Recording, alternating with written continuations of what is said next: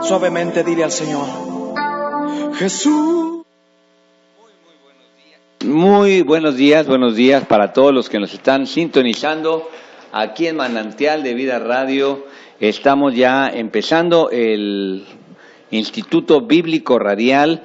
Soy el pastor Manuel Lugo Martínez y es para mí pues siempre un privilegio poder saludarlos, imaginar cuántas personas nos reciben, cuántas personas nos dan ese privilegio de estar llegando a sus hogares y pues de alguna manera compartirles un mensaje que pues tiene la expectativa de ser de utilidad para ustedes, ya sea en lo devocional, en lo espiritual, en lo pues bíblico, pero ahora en específico en este seminario, dar una herramienta para todos aquellos que predican la palabra.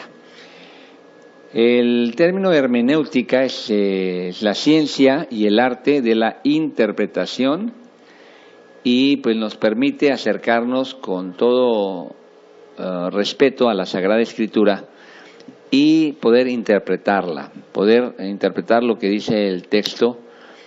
Y debo pues mencionar una vez más que no pretendemos nosotros confundir a nadie.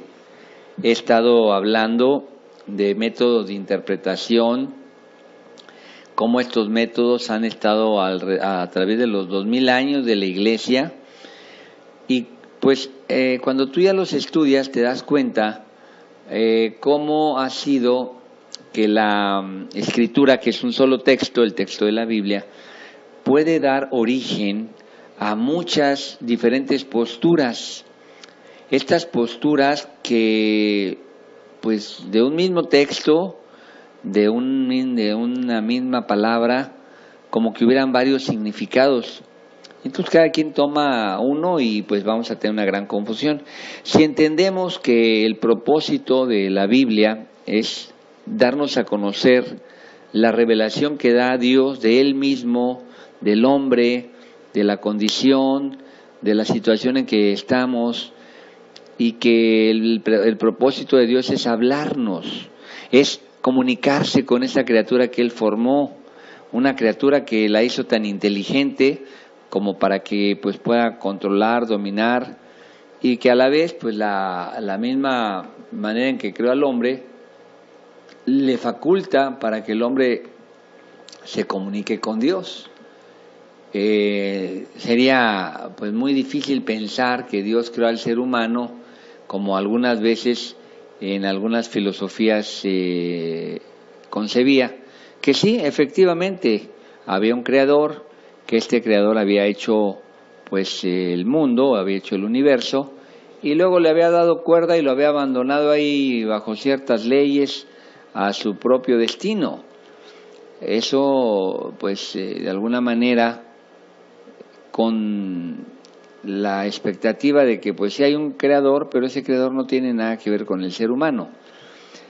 La Biblia refuta eso diciéndonos que el Señor, que ha creado al hombre y que tiene un propósito para el ser humano, no lo ha dejado abandonado a su suerte, no ha dejado que el hombre se las vea como puede. El hombre por su propia capacidad no va a poder entender a Dios, no va a poder descifrar a Dios. Yo puedo darte varios ejemplos que se usan para esto. Alguien ha dicho que si el ser humano pudiera ser comparado con una hormiga o con la humanidad con un hormiguero, y tú tomas una de esas hormigas pequeñas y la pones en tu mano, que tú fueras el creador, ¿verdad? Claro que la proporción es mucho más, es una comparación. Si un ser humano hubiera sido el creador de las hormigas, toma una hormiga y se la pone a él, la toma y se la pone en la mano, pues la hormiga nunca iba a poder captar por sus sentidos la grandeza de su creador.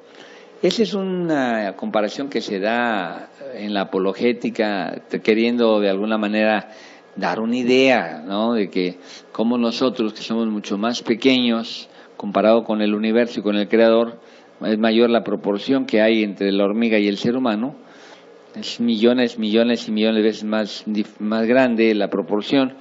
Pues no podríamos jamás por nuestros propios sentidos entender al ser divino, Él tenía que comunicarse, pero lo iba a hacer comunicándonos en nuestro propio lenguaje, y la máxima expresión del interés de Dios, de ese verbo que nos dio por escrito, es cuando ese verbo se humana, encarna en Jesucristo y nos revela al Padre. Entonces, dado que está esa distinción, nosotros podemos creer que Dios ha querido comunicarse con los seres humanos, y es el propósito preciso de la Escritura. Como lo declara el libro de Hebreos, si en el libro, esta carta de Hebreos dice en el verso 1 del capítulo 1, en tiempos antiguos Dios habló a nuestros antepasados muchas veces y de muchas maneras por medio de los profetas. Ahora en estos tiempos últimos nos ha hablado por su Hijo, mediante el cual creó los mundos y al cual ha hecho heredero de todas las cosas. Y aquí te va dando este autor, el autor bíblico de Hebreos, el libro de Hebreos, pues una declaración: Dios nos ha hablado y nos sigue hablando. Nos habla a través del Hijo y nos habla a través de su Espíritu Santo, por medio de las Escrituras. Esas son las Escrituras que dan testimonio del Señor Jesucristo. Por eso dijo, escudriñad las Escrituras porque ellas dan testimonio de mí. Como dice Hebreos también en 1:3, Él es el resplandor glorioso de Dios, la imagen misma de lo que Dios es y el que sostiene de todas las cosas con su palabra poderosa. Después de limpiarnos de nuestros pecados, se ha sentado en el cielo a la derecha del trono de Dios. Esa declaración de Hebreos pues nos da la pauta para saber que Dios nos ha hablado a través de su palabra. Ahora, la dificultad, como lo hemos visto en los diferentes métodos de interpretación, es que pues ahí está la palabra, Él nos ha hablado, pero nos habla en un tiempo y en un contexto, nos habla en una época muy específica, y bueno, pues ante esto tenemos que estar listos. Voy a invitar a todas las personas que tomen nota de esto. Vamos a tomar pues un espacio para un momento más, para que ustedes se preparen, tomen, para que hagan sus anotaciones. Muy bien, aquí de regreso, y espero que estén preparados, tengan a la mano con que anotar. Estos apuntes ya los van a poder tener la próxima semana, lo correspondiente a estos 10 temas. Hoy es el tema 10. Les decía, pues aunque Dios habló, pero nos habló a través de hombres a los que en su tiempo y en su momento les dio un mensaje para ellos. Algunas cosas sí no las captaron ellos, eran proféticas, pero son muy pocas. La mayoría de ellos, y el mismo texto, nace a través de la historia de un pueblo. Ese pueblo que tuvo pues sus diferentes épocas, desde ser un pueblo nómada, cómo llega a una tierra extraña, que es la tierra de Egipto, cómo sale de ahí con mano poderosa de parte de los hechos de Dios, que quedan registrados. Ahora esos hechos que están ahí fueron para un momento, para una etapa, quedaron registrados, y después de esos registros que quedan ahí en los 5 libros de la Biblia, que es la Torá, pues ese pueblo se establece al ser sacado de ahí, de Egipto, en la tierra que Dios les promete. Ahí ellos tienen la conquista, se establecen, se empiezan a relacionar con los pueblos que están alrededor de ellos, los empiezan a influir en sus costumbres. Ese pueblo empieza a sufrir un deterioro de su fe, que Dios les había advertido de que eso iba a pasar. Les manda profetas, estos profetas pues no son bien recibidos, pero esos profetas hacen ver a un pueblo la dureza de corazón que tiene, la terquedad que hay, el apego a la idolatría, y les dice el Señor, voy a venir ante ustedes, y todas esas profecías están relacionadas con ellos. Vienen los ejércitos invasores, los atacan, los castigan, los llevan cautivos, todo es ya profetizado. En el exilio Dios les habla, les promete que van a regresar a su tierra, les dice que después de un tiempo van a volver ellos y que llegará el momento en que sean pues visitados por una el Mesías, que ha de venir a salvar a ellos. Ya en los profetas se hace ver que Él vendrá también por todas las naciones. No lo entienden. Esta generación después de un tiempo regresa, reedifican Jerusalén, los muros, reedifican el templo y se preparan, pues para ellos se han apartado, ya han aprendido, empiezan a buscar más la ley, los profetas, se empiezan a hacer grupos de interpretación bíblica, hay 1, 2 grupos, 3 grupos, hay de pronto una invasión de parte de, pues constantemente los invadieron a ellos, los dominaron, pero en este entonces los que los invaden, pues son los, pues vamos a decir, los romanos, y empieza a crecer en ellos la expectativa de un Mesías, y pues no llega el Mesías, aparecen varios falsos Mesías, y el pueblo se encuentra pues en esta situación, y pues por fin llega el momento en que aparece el Mesías, pero este Mesías que aparece no tiene que ver con las expectativas que ellos tenían, y pues sencillamente ahora van a estar en una situación pues donde este Mesías se presenta ante ellos, y bueno, esa es la historia de los evangelios. Al fin, pues este Mesías llega, aparece, enseña, sana, pues predica, y no lo aceptan. Por fin, el punto es que lo entregan a los romanos, lo juzgan, lo castigan, lo crucifican, muere, de acuerdo a lo que él había dicho, a lo que estaba prometido, resucita al tercer día, se aparece a ellos, está con ellos 40 días, les da instrucciones, tienen que ir y predicar el Evangelio. Ellos empiezan a hacer la tarea y bueno, después de un tiempo de persecución aparece alguien ahí que es un gran perseguidor, es el apóstol, bueno, en este momento es Pablo de Tarso, se encuentra con el Señor que está resucitado, se le aparece, se convierte, se vuelve uno de los más poderosos promotores de lo que antes perseguía. Estos tiempos hacen que él sea uno de los que más iglesias empieza a levantar, les escribe cartas para animarlos, lo apresan a él, van matando casi todos los apóstoles, solo se salva uno al final, que escribe pues el Apocalipsis, las cartas de los apóstoles se mandan a la iglesia pues sufre severamente bajo el imperio de los romanos, los emperadores romanos. Juan escribe cartas, escribe el Apocalipsis, muere y termina el primer siglo de esta era.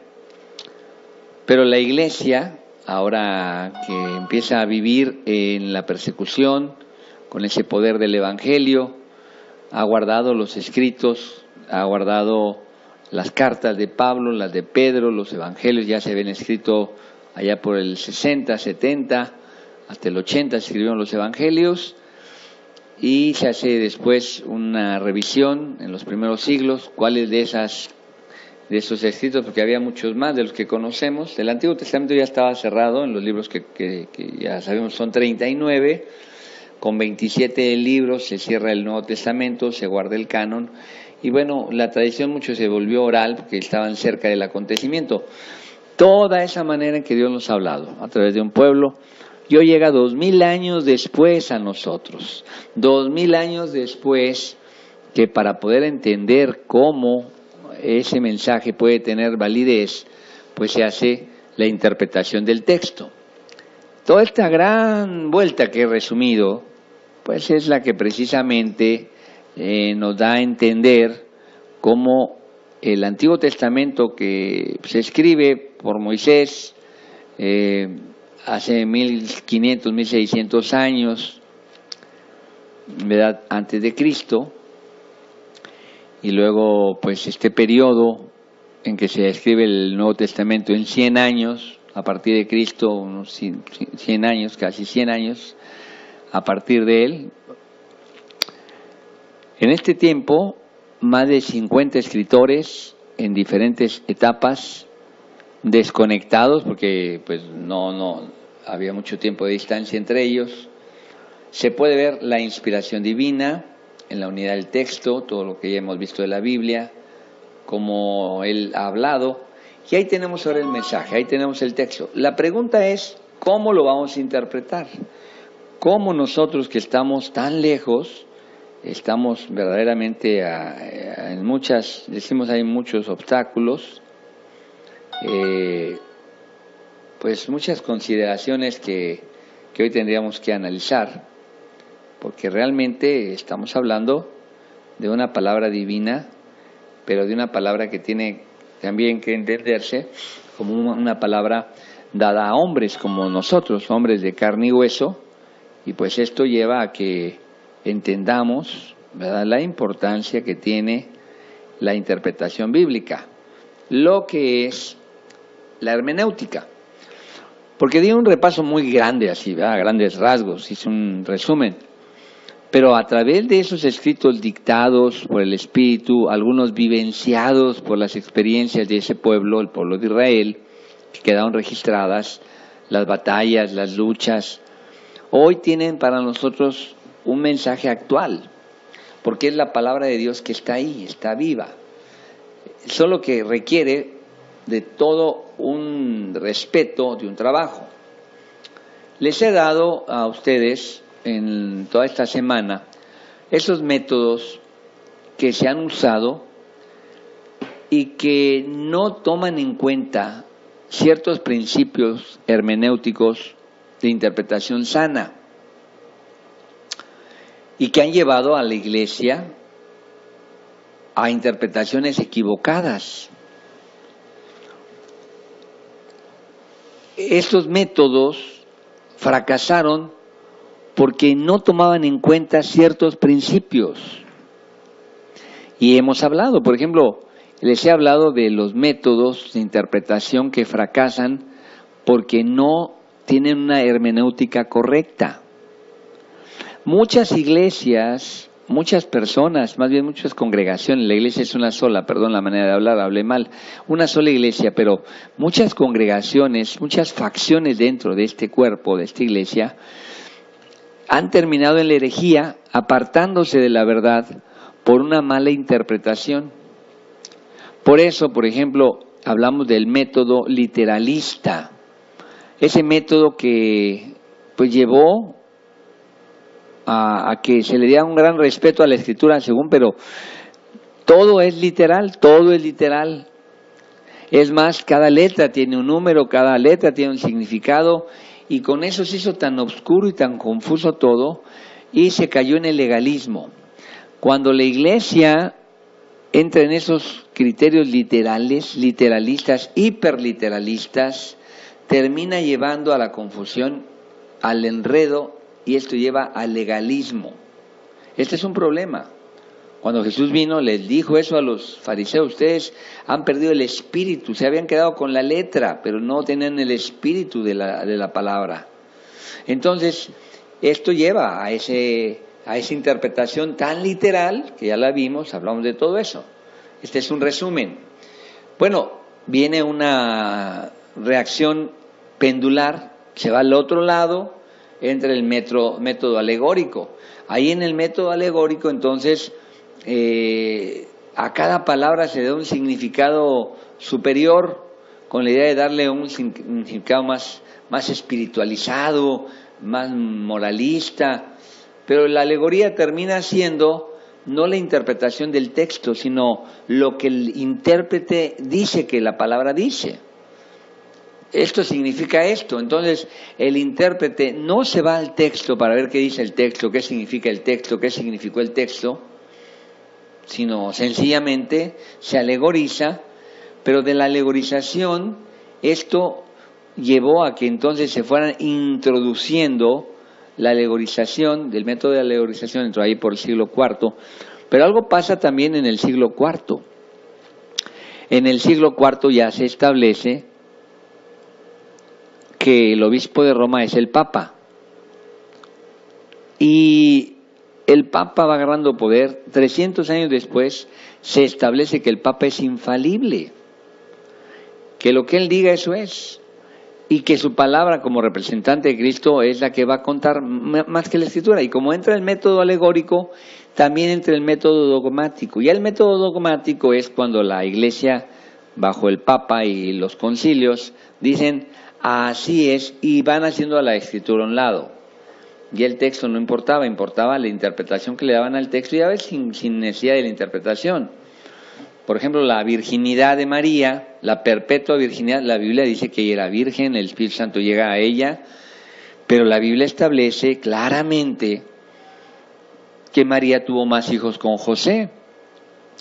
De hecho, 2 de los hijos de María, está en la Biblia eso, ahí está en la Escritura. Sus hijos no creían en Jesús. Dice que cuando nuestro amado Señor estaba en la predicación, pues los hijos de María y de José, sus hermanos nada más de madre, porque Jesús fue, pues él nace por la concepción del Espíritu Santo. Pero mira, mucha gente no lo sabe. Hay 2 hermanos de Jesús que después de que él resucita, se presenta a ellos, se convierten en discípulos y apóstoles de él y escriben cartas en la Biblia, en el Nuevo Testamento. Mucha gente no sabe que Santiago, la carta de Santiago, que se encuentra ahí cerca de Hebreos, la escribe pues precisamente Jacobo o Santiago, el hermano mayor de Jesús, mayor de los hijos de María. Y hay otro hermano de nuestro amado Señor Jesús, hermano de sangre, en el sentido que fueron hijos de María, que se llama Judas, y que está, no Judas Iscariote, no el que lo entrega, no, Judas, el apóstol Judas, que escribe la carta de Judas. Mucha gente no sabe eso. ¿Por qué? Porque no lee la Biblia. Ahí está en la Biblia, ahí se dice en la Biblia los nombres de los hermanos de nuestro Señor. De lo que sí no se tuvo hermanas también, pero esas hermanas nunca no sabemos los nombres.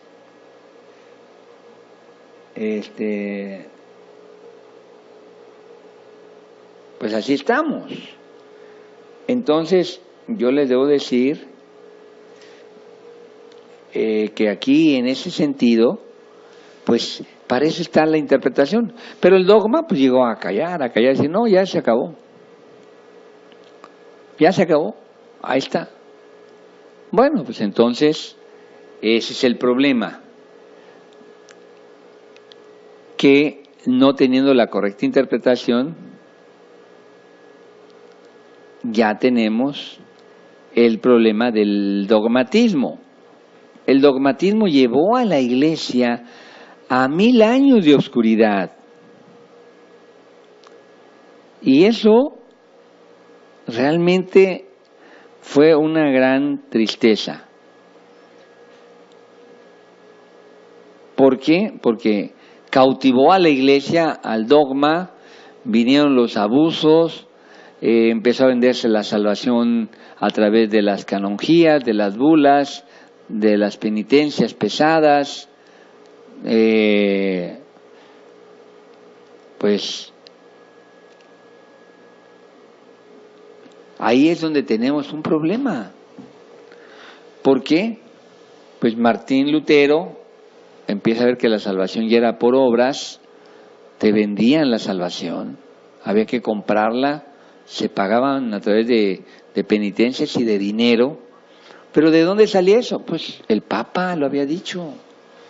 Inventaron lo del purgatorio, inventaron lo de los sacramentos. ¿Por qué? Porque no leían la Biblia, ya ahí no la podían leer. La gente no sabía leer, estaba en latín y había interpretaciones ahí, pues, de acuerdo a lo que les convenía. Ahí estaba. Bueno, entonces, después de esto, ¿verdad?, viene la Reforma, y en el método dogmático y alegórico, básicamente la premisa era, tú debes creer por fe y cállate, no pienses, no uses tu mente. esto es así, lo dice Dios. Pues obviamente, ¿qué le decías a eso? Y además, si no, ahí te enfrentabas a juicios, estaba la Santa Inquisición. Date cuenta entonces cómo todo esto fue afectando. Ahora, eso llevó entonces pues a que entrara una respuesta regresan a la Escritura a través de Martín Lutero, de pues, los principales reformadores, se regresa a la Biblia, se empieza a retomar nuevamente el camino de la Escritura y de la interpretación correcta, pero también se abrió el punto donde pues dice, no va a haber autoridad suprema, la autoridad suprema es la palabra y el que la lea, pero al leerla, entonces después de eso entró el periodo del Renacimiento, entró el periodo de la razón, y entonces como no había ahora una autoridad, o sea, no había una autoridad, decía, no, es como quien lo interpreta, y entró el razonamiento, entró pues ahora el racionalismo, y el racionalismo empezó con un método que se llama el método liberal. El método liberal tiene varias ramas, todavía está llegando hasta hoy. La nueva hermenéutica es de corte liberal, pero esto que hemos estado viendo, este racionalismo, llevó a las grandes culturas al secularismo, porque en el liberalismo, pues, para empezar, se quitó toda autoridad, se dio la interpretación en base a la razón, y ya vimos las diferentes ramas que tiene esto. El que no haya estado en las clases puede verlas por internet, tenemos ya grabadas ahí las clases. Ayer hablé, es un tema muy complejo, estuve hablando ayer de lo que era el método liberal, y bueno, eso llevó al secularismo. El racionalismo, ¿verdad?, llevó al secularismo y a lo que estamos viviendo hoy, a la degradación, ¿verdad?, de las grandes culturas cristianas que ya, ahorita ellos que nos trajeron el Evangelio por el secularismo han terminado en una tragedia, en un abandono de la piedad y de la fe. Así es que aquí cabe precisar, ¿cuál fue el método de interpretación que se utilizaba en la iglesia primitiva? ¿Qué se usó los primeros 300 años donde la iglesia fue tan poderosa que a pesar de ser perseguida no acabaron con ella y logró darle la vuelta al Imperio Romano? Constantino se convierte porque ya no le quedaba otra, ya había mucha gente convertida. ¿Qué método de interpretación usaron los reformadores que recuperaron la verdad de la Escritura para romper este yugo que había impuesto el dogmatismo por más de 1000 años? Eso es lo que vamos a decir. Hay un método. El método de interpretación correcto es aquel que entiende cuál es el mensaje original que se le da al escritor bíblico para los primeros oyentes de su tiempo y de su cultura. Después lo contextualiza a los oyentes de su tiempo y de otra cultura, sin perder el mensaje original. Ese método que analiza lo que significó en su momento para el primer escritor. Por ejemplo, cuando habló el profeta Nahum a su tiempo, en su momento histórico, en qué reino estaba, en el del norte, en el del sur, en qué etapa.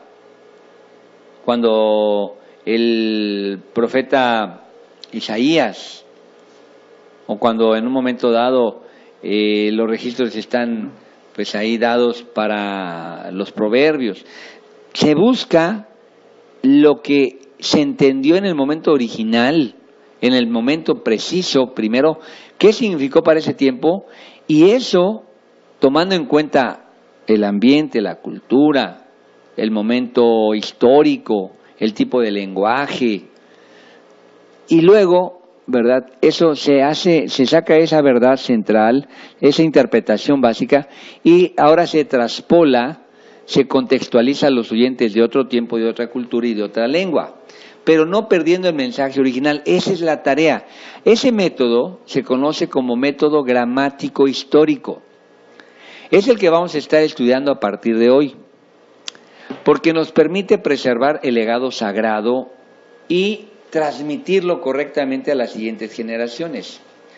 Cuando nosotros nos apegamos a este método, que es el que usa la Iglesia ortodoxa, la Iglesia cristiana, que conserva el respeto a la palabra, no solamente tenemos el mensaje para hoy de manera vigente, que nos va a permitir ser sacudidos por la palabra, sino poder transmitirlo a las siguientes generaciones y además nos va a servir como barrera protectora. Este método nos permite protegernos de los continuos embates de la herejía. La herejía no es nueva, no hay herejía nueva, pero estas herejías ya en ese método correcto podemos filtrarlos adecuadamente, porque te va a permitir distinguir la verdad de la mentira, del error. Entonces, este método gramático histórico va a ser para nosotros el que nos va a prestar esos principios elementales para la adecuada interpretación del texto bíblico. Lo dejé hasta el final porque quería que ustedes pudieran ver las diferentes interpretaciones que se han dado.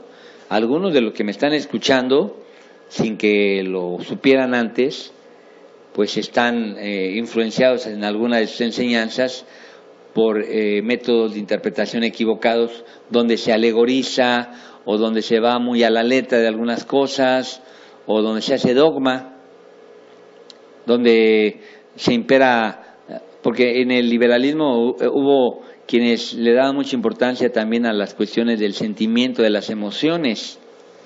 La razón y las emociones fueron dos de los ejes que movieron el método liberal. Y sigue hoy. Hay mucha gente que se mueve por emociones, por lo que siente. No conoce la Biblia, no tiene un apego a ella, no conoce a fondo, pero está buscando emociones. Eso ya fue desde el siglo XIX, hace casi 150 años ya estaba eso. No es nuevo. Pues aquí es donde tendríamos nosotros que analizar toda la práctica cristiana de hoy. Te darías cuenta que muchos dicen, no, es que ¿eso de dónde lo sacaste? Y te vas a dar cuenta que es una interpretación o dogmática, o alegórica, o en un momento dado romántica, mística, pero no bíblica.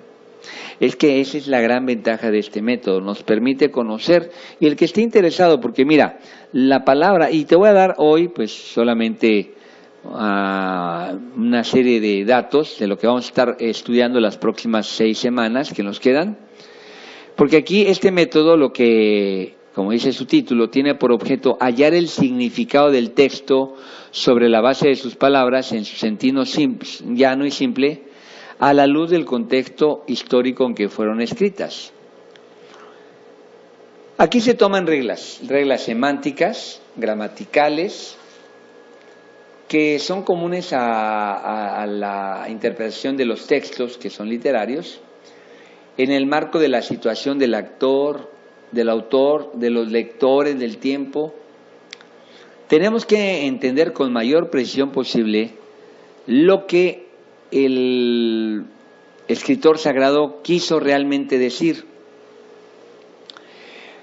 Hay pocos pasajes, como lo dice 1 de Pedro del 1 al 10 al 12, que hubo profetas que sí estaban diciendo ellos cosas que no entendían, pues eran muchas cosas no las entendieron. Por ejemplo, cuando se dicta el Apocalipsis, pues muchas cosas no las entendió el Juan, ¿verdad? Pues eran cosas para el tiempo futuro. Algunas cosas en Daniel también, pero realmente son más bien de la muy circunscritas, ¿verdad?, a las profecías. Pero realmente es muy poco, ¿verdad?, donde el autor, el que está hablando, no sabía lo que estaba diciendo o exactamente lo que significaba, pero es muy poco.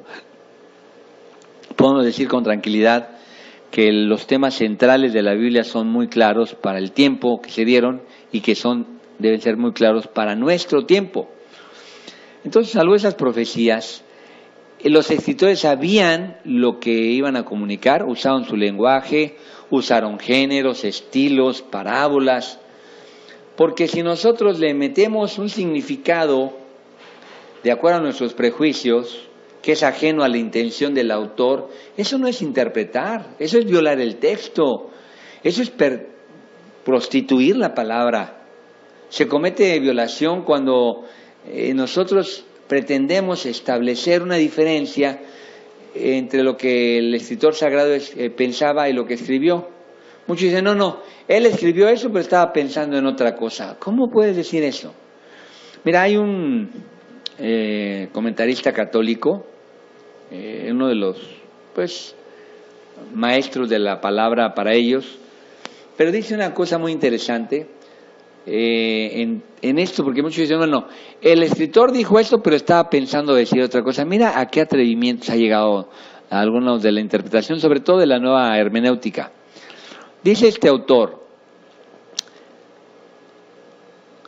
mediante esta diferencia que algunos atribuyen en que el autor que está escribiendo algo está pensando en otra cosa, esto es darle al intérprete, al que está interpretando, pues la cómoda ventaja de que él meta en el texto sus propias intenciones.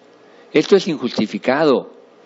Decir que el texto no ha dicho lo que quería decir es como una especie de violentación. O sea, él dijo, pero no quiso decir eso. Entonces, ¿qué quiso decir? Pues lo que está diciendo el intérprete. Ahora, por ejemplo, a muchos aluden, ¿verdad?, a cómo para estos autores, pues entonces prácticamente no va a haber nada sagrado. ¿Por qué? Porque pues sencillamente ellos van a estar hablando pues lo que les parece, lo que creen que quiso decir. Entonces, esos teólogos que se la dan de teólogos renovadores, tenemos que decir de esto, es que ellos están queriendo justificar sus propios dichos y sus propias ideas. Porque lo único que quiero decir con esto es que normalmente lo que el autor quiere decir lo plasmó. Dice, de hecho, lo que piensa y ha pensado lo que dice. Es decir, no hay aquí una manera de decir, no es que la Biblia quería decir esto. Y mucha gente, de verdad, tristemente lo dice. Lo dice porque, pues de alguna manera, está queriendo justificar. Dice, aquí la Biblia dice, Dios me ha revelado. Oye, pero si eso no lo dice el texto. Si no lo dice el texto, eso no significó nada, eso que tú estás diciendo. Pero Dios me lo reveló. Entonces ya caes en el dogmatismo. Entonces el método gramático histórico que vamos a estar estudiando tuvo sus antecedentes, ¿verdad?, en la iglesia primitiva. Fue muy, muy importante en la etapa de la apologética, entre ellos pues Crisóstomo y los padres de la iglesia lo usaron, pero tomó vida nuevamente con los reformadores del siglo XVI. Tanto Lutero como Calvino insistieron en que la función del intérprete es exponer el texto en su sentido real, en el sentido que esto significaba. Lutero dijo esto que es muy interesante. Mira lo que dice Lutero. Hay poderosas razones para mis sentimientos, especialmente el que no debiera ser ultrajada la forma de las palabras de Dios, ni por hombre ni por ángel alguno. Por el contrario, siempre que sea posible, ha de preservarse su significado más simple, ya no ser que de modo evidente el contexto muestre lo contrario, debe ser entendidas en su sentido propio, lo que está escrito. En otro lugar, Lutero también dice, solo el sentido simple, propio, original, el sentido en que está escrito hace buenos teólogos. El Espíritu Santo es el escritor y el orador más sencillo que hay en el cielo y en la tierra. Por lo tanto, sus palabras no pueden tener más que un sentido simple y singular, el sentido de lo que está escrito o hablado. Calvino dijo también una verdad muy interesante sobre esto. El significado real y verdadero de la Escritura es el significado obvio y natural. Mantengámoslo decididamente. Es una audacia rayana que cae en lo sacrílego, usar las Escrituras a nuestro antojo, jugar con ellas como si fuera una pelota de aquí para allá, tal como muchos lo han hecho. La primera labor de un intérprete es permitir al autor que diga lo que dice en vez de atribuirle lo que nosotros pensamos que habría de decir. Verdad es que tanto Lutero como Calvino combatieron los errores de los métodos alegóricos y en su tiempo, pero fue a través de esto, regresar a la interpretación correcta, la que tiene que ver, que se llama así método gramático histórico. Ellos con esta declaración dieron base para este método, ahora ya está bien escrito, bien estipulado, sus normas, sus leyes. Esto es un trabajo de investigación que ha surgido como necesidad para confrontar estos métodos que han pues desviado la escritura, y así es que pues tenemos nosotros la ventaja de estarlo estudiando. Vamos a referirnos a esto durante las próximas 6 semanas. Ahorita voy a darles solo un repaso muy general, muy global de lo que va a consistir el método. ¿Cuáles son los componentes de este método? Bueno, primero el objeto.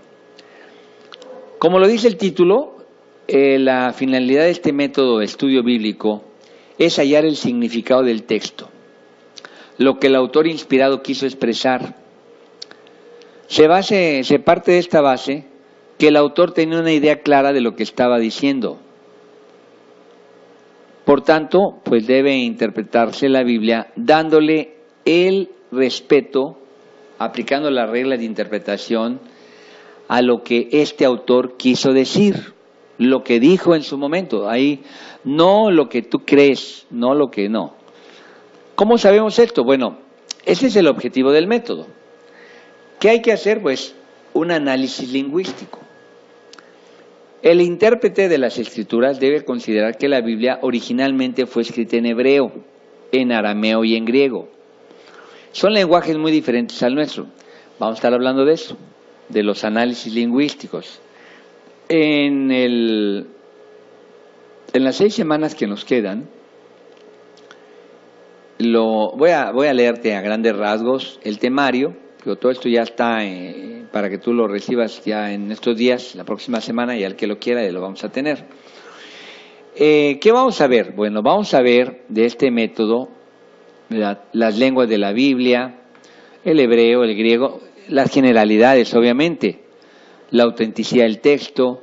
El estudio lingüístico nos va a llevar al estudio de las palabras, el estudio gramatical, los modismos, el contexto y los pasajes paralelos, tipos de contexto, las irregularidades en el contexto, los pasajes paralelos, los tipos, los símbolos, las clases de tipos, la simbología, la clasificación de símbolos, las acciones simbólicas, la simbología diversa, los números, los nombres, los colores, el lenguaje figurado, las figuras simples de comparación, de dicción, de relación, de contraste, de índole personal, las alegorías, la fábula, el enigma, las parábolas, datos geográficos que hay que considerar de los fondos históricos. Todo esto pues nos va a permitir a nosotros tener una mayor claridad y la interpretación teológica que debe llevar. Es decir, estos son los temas de este curso. Entonces haremos el análisis lingüístico, el análisis del contexto, pues vamos a analizar también pues la geografía, la historia. ¿Por qué es importante esto? ¿Por qué es importante que nosotros hagamos todo este análisis? ¿Por qué tenemos que analizar el texto, el significado, las pautas, el tipo de lenguaje?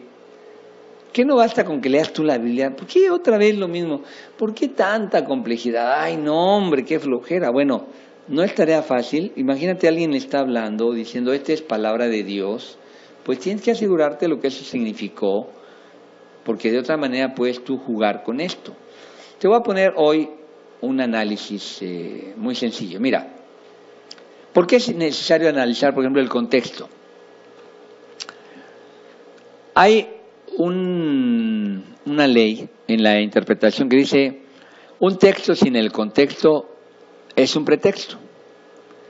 Mira, por ejemplo, en la Biblia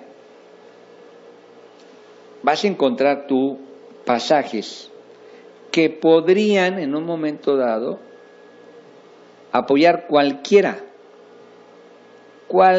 de todas las, vamos a decir, herejías que puedan imaginarse, todas las herejías.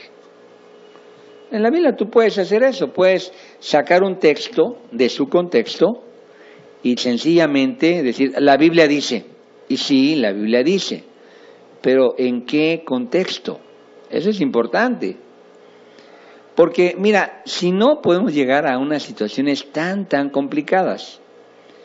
Te voy a poner un ejemplo hoy para que tú veas por qué es tan importante entender eso.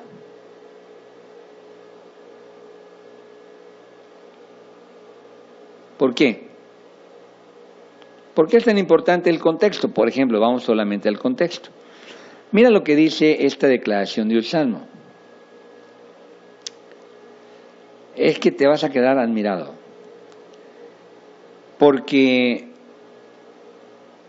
si tú vas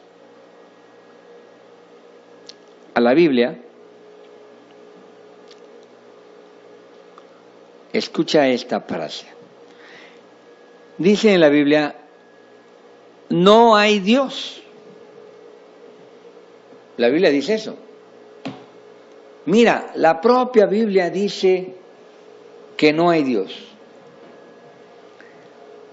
Bueno, pero ¿dónde lo dice? Y cuando vas al Salmo, el Salmo dice el necio en su corazón, no hay Dios.